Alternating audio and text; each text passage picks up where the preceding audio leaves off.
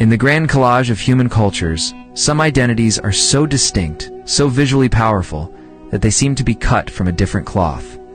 For 500 years, the Sikh people of the Punjab have been one such group. Their identity, symbolized by the turban and the warrior steel, is unmistakable. This powerful distinction raises a fundamental question, a puzzle that lies at the heart of their origins. Is there a biological basis for this uniqueness? A secret bloodline? A specific genetic signature that separates the Sikhs from the myriad of other groups in the region? This is the 500-year-old genetic mystery of the Sikhs. To solve it, we must first journey into the very code of life itself. Before we can look for a unique gene, we must first understand the genetic landscape of the Punjab. Think of this region not as a single place, but as a historical superhighway. For at least 9,000 years, waves of humanity have washed over it. First, ancient farmers from the Iranian plateau mixed with the indigenous hunter-gatherers who had been there for millennia. Together, they laid the foundation for the great Indus Valley civilization. Then, around 4,000 years ago, Indo-European-speaking pastoralists from the Central Asian steppe arrived, bringing new languages and genes. They were followed by Persians, Greeks, Kushanas, Huns, Turks, and Afghans. The Punjab is not a gene pool, it's a genetic ocean, a complex mixture of West and South Asian DNA. So, the first logical step in our investigation is to search this genetic ocean for a unique island. Scientists can do this by tracing paternal lineages through the Y chromosome and maternal lineages through mitochondrial DNA. If the Sikhs emerged from a distinct ethnic stock, we would expect to find a dominant haplogroup, a sort of ancestral clan marker, as common among them but rare in their neighbors. However, when researchers have conducted these analyses, the data consistently reveals a startling conclusion. The colored dots representing Sikh individuals don't form their own separate cluster. Instead, they land directly on top of the clusters for other Punjabi communities, whether Hindu or Muslim, from both India and Pakistan. Their paternal DNA is a mosaic. It contains lineages linked to the steppe Aryans, to the farmers of West Asia, and to the most ancient peoples of the subcontinent. There is no single Sikh founding father in the genetic record. Science is unequivocal. This forces us to reframe our entire investigation. The mystery is not what is in their DNA. The real mystery is why their identity became so powerful despite their DNA being a reflection of the region. If the answer doesn't lie in genetics, we must look for it in the forces of history and in the revolutionary power of a new idea. Our story begins in the late 15th century. It was a world of walls, both visible and invisible. The Delhi Sultanate, a Turco-Afghan Islamic dynasty, ruled over a majority Hindu population.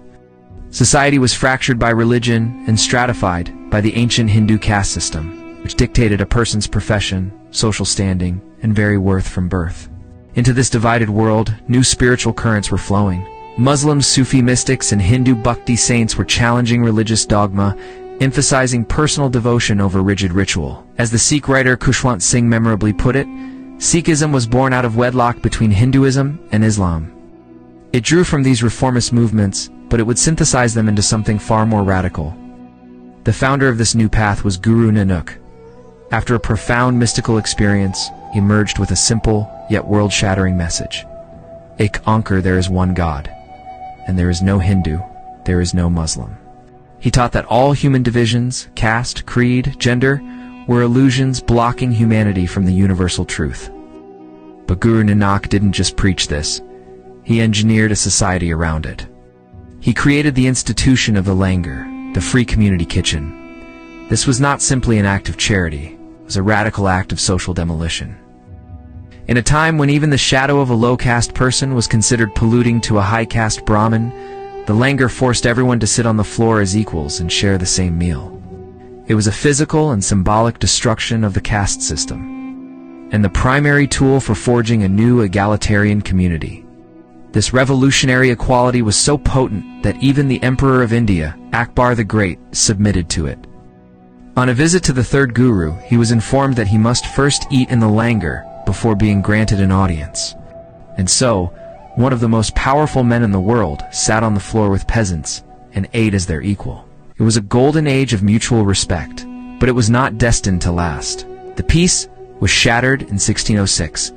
Emperor Jahangir, less tolerant than his father, grew suspicious of the Sikhs' growing influence. Accusing the fifth Guru, Arjan Dev, of aiding a rebellious son, he ordered his arrest and execution. It was a defining act of state brutality. According to tradition, Guru Arjan was martyred by being made to sit on a burning hot griddle. This event was the catalyst. It taught the nascent Sikh community a brutal lesson. To survive, spiritual strength had to be matched by martial strength. Guru Arjan's son and successor, Guru Hargobind, responded by transforming the faith. At his succession, he famously wore two swords, one for Piri, spiritual authority, and one for Miri, temporal authority. The era of the saint soldier had begun.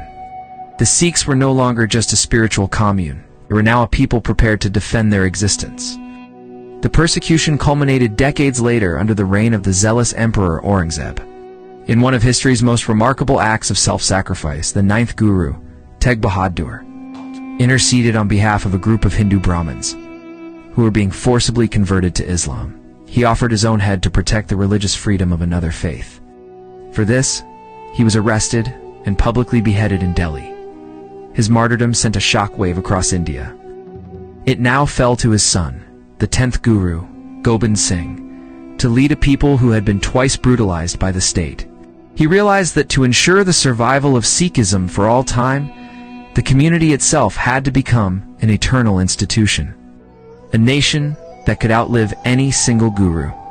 He needed to forge them into something new, something unbreakable. In the spring of 1699, Guru Gobind Singh called a massive gathering. He stood before the crowd, drew his sword, and made a shocking demand. He asked for a volunteer willing to offer their head as a human sacrifice for the faith. A fearful silence gripped the assembly. Eventually, one man stood up. The Guru led him into a tent. Moments later, he emerged with a blood-drenched sword. He demanded another head. And then another. 5 times brave souls volunteered their lives. 5 times the Guru seemed to execute them. After the 5th apparent sacrifice, the Guru re-entered the tent and emerged with all 5 men, alive and dressed in magnificent new attire. He had not killed them. He had tested their devotion to the point of death. He called them the Panj Pyar, the 5 beloved ones. They would be the foundation of a new order. This event was the crucible where the modern Sikh identity was forged. Guru Gobind Singh initiated these 5 into the Khalsa, a new, caseless society of warrior saints. First, the baptism. He administered Amrit, sweetened water stirred with a double-edged sword, symbolizing the blend of compassion and martial strength.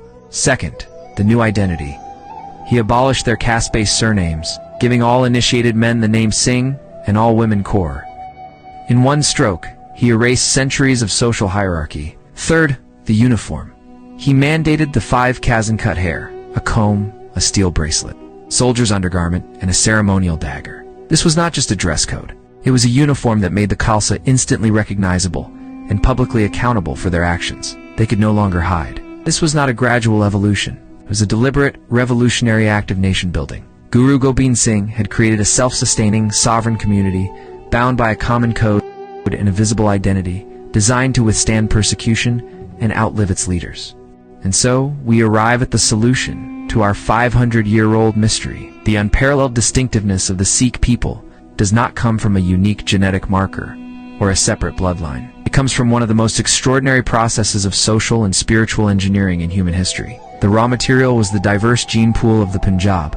The catalyst was brutal persecution, and the forging was a deliberate act of genius, creating a new people based not on what was in their veins, but on the ideals they held in their hearts. The Sikhs built a fortress, but it was not a fortress of genetics. It was a fortress of belief, defended by a brotherhood of lions and princesses. Their story is a powerful testament to the idea that the strongest identities are not the ones we are born with, but the ones we consciously choose to build.